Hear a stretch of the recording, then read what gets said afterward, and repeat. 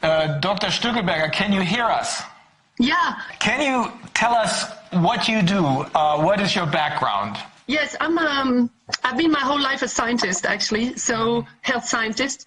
I started in biology, then I have a complicated CV, as many women who survive in the academic world, but mainly I've been doing research and training, teaching my whole life, but more so, more and more, since very early on, I was in WHO, doing my master degree on mental health differential in diagnosis, cross-cultural diagnosis, which I even posted on my website.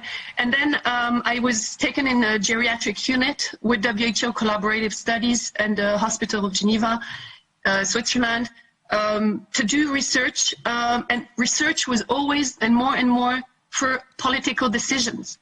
So since the 90s, I've been deputy director of the Swiss National Program on Aging, 12 million francs, and we had to do science for politics, for politicians, decision-making, and for the people. And then I was also, a deputy director at the same time for the Interdisciplinary Center of Gerontology Geriatrics. So my first part of life was a lot on aging, the life course, health, differential men, women, a lot of multidisciplinary factors. And I was paid by the Faculty of Medicine, although I started in psychology, then I went to medicine very quickly. So I did a PhD on population, aging, health, subjective versus objective health, on a big cohort. Because of my positions, I collaborated very quickly with WHO. Mm-hmm. We created an international network on aging. This is how I understood how more and more how the United Nations works, how WHO works. Since '94, I was expert there, taken as a rapporteur, a young rapporteur speaking all those languages. And then the politicians started to ask me to do events, and I organized twice the UN Open Days. Mm-hmm. So that was my first part of life. I got a prize from Kofi Annan for doing so much work in science for politicians, science for people. Then the second part was from 2000 on in public health. And this is where I started more and more to be in WHO in the capacity of on the research ethics committee for 4 years. I have all the credentials, so no conflict of interest, everything. And then what happened in these courses where I was teaching public health, actually my PhD, I have always been on public health. It's just not topic that is recognized academically. You have to know that. It's starting now.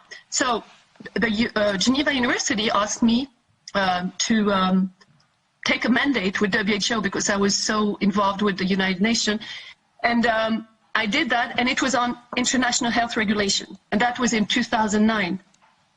And it was a very interesting mandate. So I was collaborating closely with WHO Lyon, the education program, and WHO Geneva, because I know everybody in the alert and response unit. What is interesting in what I'm going to say is I've experimented the will to stop training people on preparedness plan, because we did an implementation program for 3 years with Georgetown University, Pretoria, and me for the University of Geneva. It was, the whole international health regulation is to prepare countries and member states to be ready for a pandemic, to prevent a pandemic, and to act quickly and readily. Mm-hmm. So the aim then, I thought, was very noble and very good. And I said, I helped WHO Europe to also do a preparedness plan for the Eastern Bloc during a workshop. I have all the documents, I have everything. And then we won the renewal of the mandate of 3 years in 2013. And suddenly they announced that there is no fund. Japan has not paid for that. When we had not trained all the regions at all, we had trained part of Africa, part of Saudi Arabia, the Middle East, Europe part, America part, but it was definitely not, and I always said we should do a publication of training, and they never did. I did one for ethics. So I saw there that there is something wrong already. Then I started teaching this in the University of Geneva on the Global Health and Human Rights Summer School that I organized with colleagues, and I was in charge of the International Health Regulation Week, which I was doing. And WHO, Bruce Plotkin, a lawyer who was working on the international regulation in WHO, came to tell me that I cannot teach this. And I told him, who are you to tell me what I can teach or not? And we had a lunch in WHO that was quite muscly, because I said it's my right to teach whatever I want, and I don't understand why you don't teach this. I was involved also with the European Union, and I have a lot of expertise in the international world. So that's where I am now. And if I come to you, I have more to say, but I want to go to the topic. So, the International Health Regulation was adopted in 2005, but implemented and come into force in 2008. And from 2008, they wanted to do implementation training for all the regions. Yes. That makes a lot of sense. In particular, when I see it in the context of what Frau Behrendt just told us. Because what I did not mention previously was that I also did country missions for the IHR Secretariat, and also know Bruce Plotkin. Oh, you know him. I worked there as well and did some guidance issues and things. So I think we have to speak to each other. Okay, great, you know them. Yeah. Switzerland is the center, and I speak that as a Norwegian. It's the center of a lot of corruption, because there we have one of the most important NGO, it's Gavi, the Global Alliance for Vaccine Initiative, which the foundation Bill Gates has, which has, I tell you, I have the papers, total immunity. Total. They can do whatever they want. The police cannot come and look into their computer. When the pandemic happened, what they say is pandemic, I was in South Korea for a big meeting, and I realized there is something not right and not corresponding to the international health regulation when I traveled back. And I think this is very weird. The news says one thing and people don't behave the same in the airports. So I started to look, and I realized over this whole year, all the breaches compared to the international health regulation and the preparedness plan. And I'm working now for a lawyer in Quebec, who's called Dominique Desjarlais. You know, I organized the Stockholm Peace Summit post-COVID, where I invited you and you couldn't come. And he was there with two other lawyers, Rocco Galati and Maître Brouza for France. Because I don't think we will solve this public health problem and population economic problem without lawyers. It's impossible. So what I'm doing now with Maître Desjarlais, I'm finding out a bit more, and I have 4 points I can talk to you about. First, but you know, as Sylvia is there, she's great because she can confirm and just compliment. First, that this obligation is signed by 194 member states, but it is embedded in the constitution of WHO. So they don't need to adopt it. It is immediately approved, and it's an obligation. So it is legally binding. Which directly. What, the international health regulations or what? Yes, the international. And this is the trick, because nobody knows this. It's in the papers. But you have to go and dig, and it's what, you know, that's what I'm finding out. You have to go and dig the inconsistencies of everything they're doing to see that they are directing as a corporate agency, WHO. Because on behalf of the health security of the international health regulation, they have made a third edition, because the 2005 edition is the second edition. The first one was in 1969.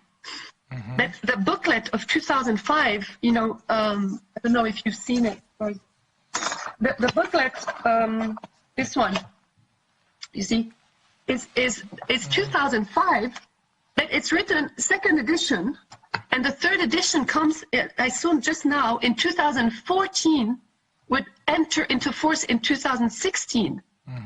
And this has made the health security a dictatorship where Director General can decide on his own to sell vaccines, to sell the PCR instead of all the documents that say you have to have a confirmation of a clinical and of there are other tests than PCR.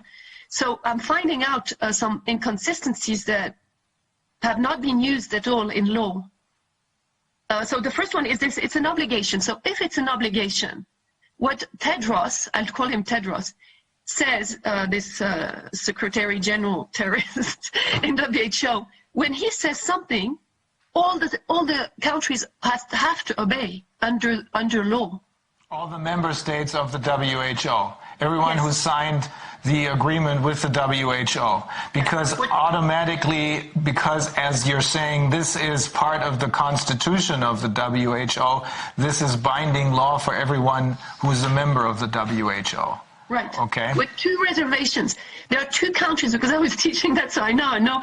There were two countries in 2009, in the second edition, that made reservations, and it's very interesting. It's the USA, and it is Iran. Uh-huh. They don't want to obey to WHO completely. The 2016 third edition. What happened in WHO, but maybe Sylvia, you were there when it happened. Bill Gates was already around. He was already, mingling, saying that he pays so much money, but he became visible when, I think it was in 2017, or you correct me, that I know this through my colleagues there, he requested to be part of the executive board of WHO like a member state. Ah. And it's incredible. I said, how can he dare to do this? And they went to the vote. The executive board meets every January. So, and it changes every year. And they try to lobby the countries. Of course, he tried to bribe. But it's really an event because it is not mentioned. Maybe we can get the minutes of the executive board. They even accepted that he would be considered as a member state because of the money he gives. So this is unprecedented in a constitution of member states. Is he now being considered as a member state? Not officially. But unofficially? Not that I know. Not that I know. Maybe there are unofficially, documents. yes. And that's probably because that's why he has this immunity, right? He has total immunity in Switzerland. Okay. Unofficially, he probably holds that kind of status, right? Yeah, yeah. I can tell. Well, I can tell you why it is very suspicious is because I think he has done something with every member state, the same contracts. What I found out with Swissmedic is the FDA of Switzerland, is because I gave the paper to a journalist and now I don't even find it. I can't find it. The Swissmedic has signed a contract with Bill Gates and WHO. Aha. And this is abnormal. So basically he literally tried to lobby himself into the WHO as a member state to basically found the country of Bill Gatestan. That's basically what he did. I mean, at that point he would have been basically a one-man country. Yes, he can be a dictator because he can influence the... But the fact that he was not accepted by vote, that's why the minutes would be very interesting. By vote to be a member state, he then started to sign papers for countries. That's my hypothesis, because he did it with Swissmedic. So WHO, Bill Gates, and the country in charge of accrediting treatments and vaccination are signing contracts. So he didn't get in official capacity. He didn't get voted in. So then he tried to circumvent that and just basically went around the middleman. Well, yeah. How can you, if you're a country, sign a contract between three signatures, Bill Gates, a country, and WHO? Because WHO signs with countries, but not, and even that I find pretty weird. Why does WHO have to sign with a country an agreement? I don't know. You see, this is a corporate agency doing that, but not WHO. I mean, correct me, Sylvia. But that WHO accepts to have a company, a private company, selling a merchant, signing together the three to make the surveillance and to choose the medication. I think that, Swissmedic had posted it on the website.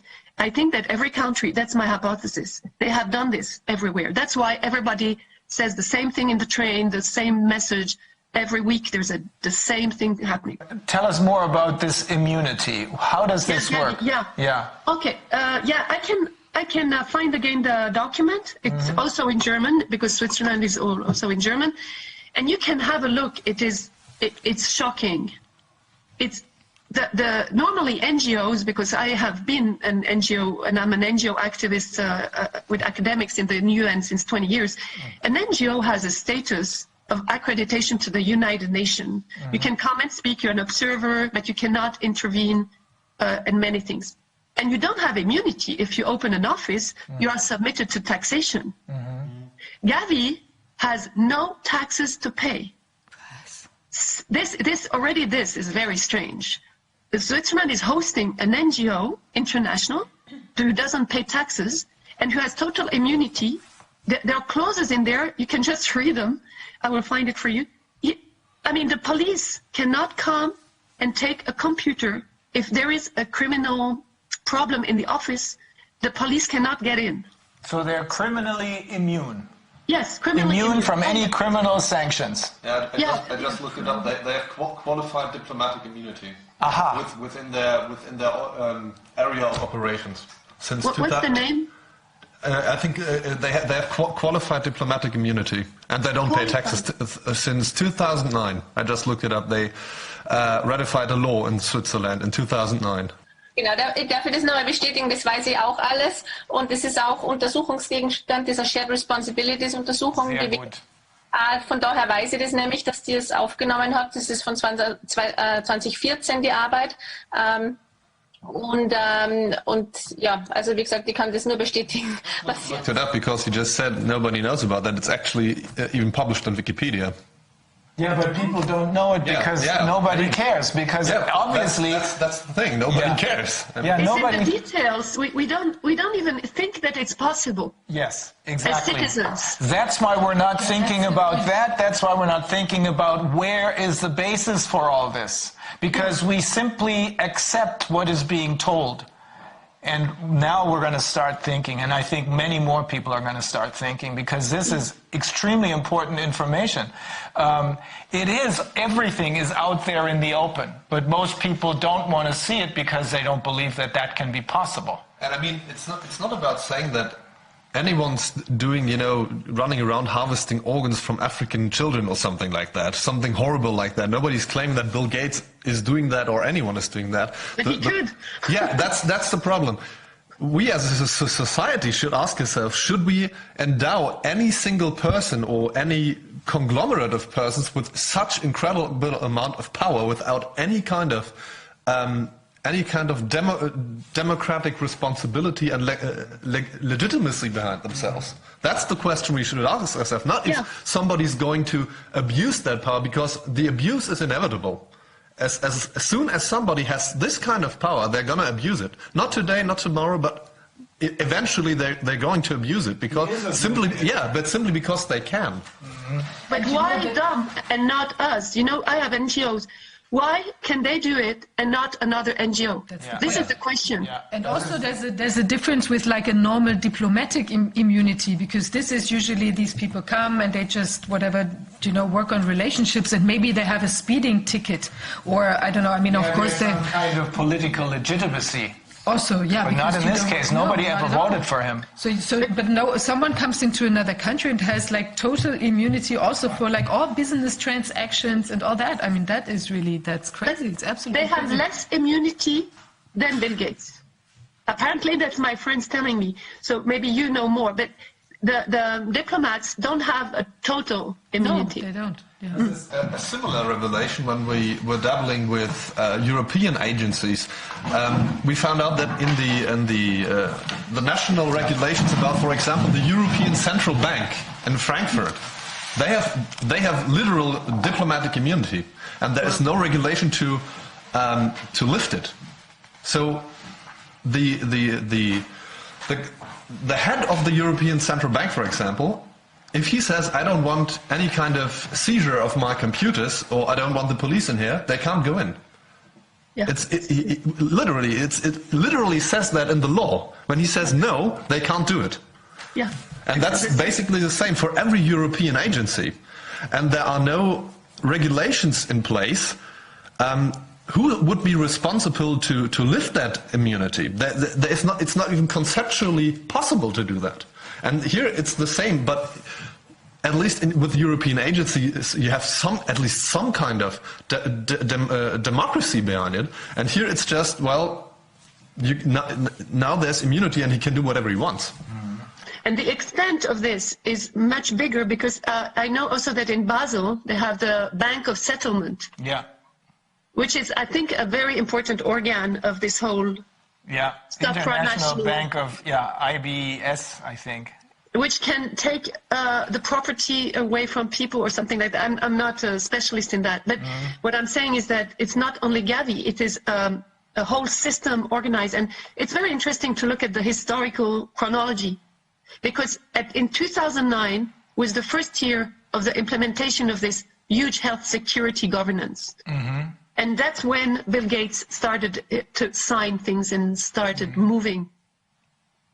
That's how we just learned about these public-private partnerships. I mean, I've known for a long time that this exists, but from what Frau Behrendt told us, it becomes very clear that the private part of this public-private partnership has taken over control. And not only have they taken over control, they're immune from everything. They're not responsible for anything. This has got to stop. Well, I'm wondering what is the role of the Secretary General of the United Nations and of the Commission of the Human Rights here? Yeah. Because they are very interested. I made a manifesto. I can give it to you from Stockholm. That was the aim, where I'm asking for a survey, enquête, that they have to go and make order in everything. We have to review everything in the United Nations, because the United Nations has been brought into this corporate agency. I have no doubt. They have not done anything since the beginning of this COVID. Yes. I know. Well, we've seen a few statements from individuals that are members of the United Nations or work for the United Nations, which looked encouraging. But you're right. There's nothing, no official action, just like we've seen nothing from the churches. No official action that would have told the population that there is help, that there's another way of doing this, that they would stop in to stop the most egregious activities of these criminals. This is a very clear picture now. We're dealing with a bunch of criminals, but we've seen nothing from the United Nations. So that's another one of those organizations which we really seriously have to think about. Do we need them? They actually are meeting this week until the 31st of March. And I would really suggest you write to the the Haut Commissaire, High Commissioner on Human Rights, Bachelet, very quickly, and request really that things move and that lawyers take a hand on this, because we will. We've spoken with human rights lawyers last night, and we're in the process. They prepared something for us, and we just have to read it. We have so much stuff to read. You saw the statement of the Secretary General that there is massive human rights violation and that the United Nations has to take care of it. Okay, very good. He said it 2 days ago. I've posted it on my Facebook right away. But 50% good, 50% he's promoting the vaccine. So my hypothesis is that he's changing, but he cannot change completely. Otherwise, they will, put him out or something, because he has had a discussion with Pompeo a month ago or 2 months. So there is some signs that he is a good guy, but he cannot move on. Okay, good to know.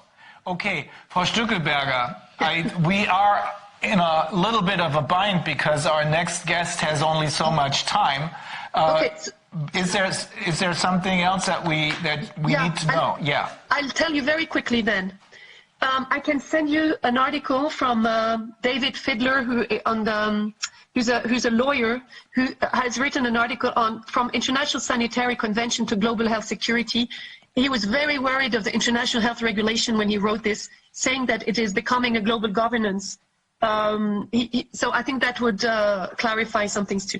The second is that you have to see very clearly that the change of definitions of two major things in this pandemic that justifies this international emergency declaration from all the countries, is mortality and the number of cases that are sick.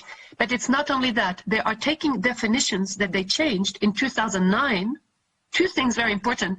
The pandemic definition has changed from being the number of cases abnormally high in deaths and in disease to, there are diseases that are spreading all over the world. Yeah, so they have changed in 2009. They took the definition originally existed of three elements. One is that it's a worldwide disease, that there are a high number, and I think what they call it an abnormally or enormous high number of very sick people and an enormously high number of deaths. And they cut out the last two, and now the only requirement is that we have a worldwide disease. Right. That means that any flu can be turned into a pandemic. Actually, any cold can be turned into a pandemic. Yeah. And it comes from WHO, and it is, I think, when Bill Gates started to change with his crowd, the definitions, what we just talked about, the immunity, everything. And the other one, that the immunity, they changed the definition of the immunity, right? Mm-hmm. Yeah. So now the only immunity is vaccine. Ja, das ist ganz wichtig, das wollen wir auch noch mal kurz ansprechen, die WHO. And this is probably no coincidence, because this happened in 2009. That's when Bill Gates appeared on the picture, right? Yes, the definition of the herd immunity is now, But immunity is very recent. Yes, but he's still there. And the last small thing, very rapid, I'm sure that you saw that WHO has issued twice now, in 7th of December and on 20th of January, medical alert to a product called PCR. It is written in small that it is an alert. So it is intentionally criminal to say, alert, this PCR doesn't work with the CTs, you have to find the CTs, and to not say stop. I didn't know that.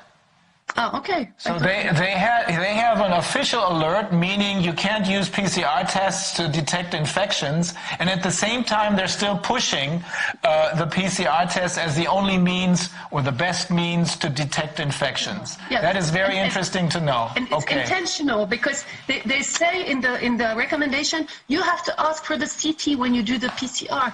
That in fact I can give you the reference and you can look. Because this is a key. They are intentionally putting a small alert. They are delaying the time, and they're not saying stop it. Okay. Wow. Also, I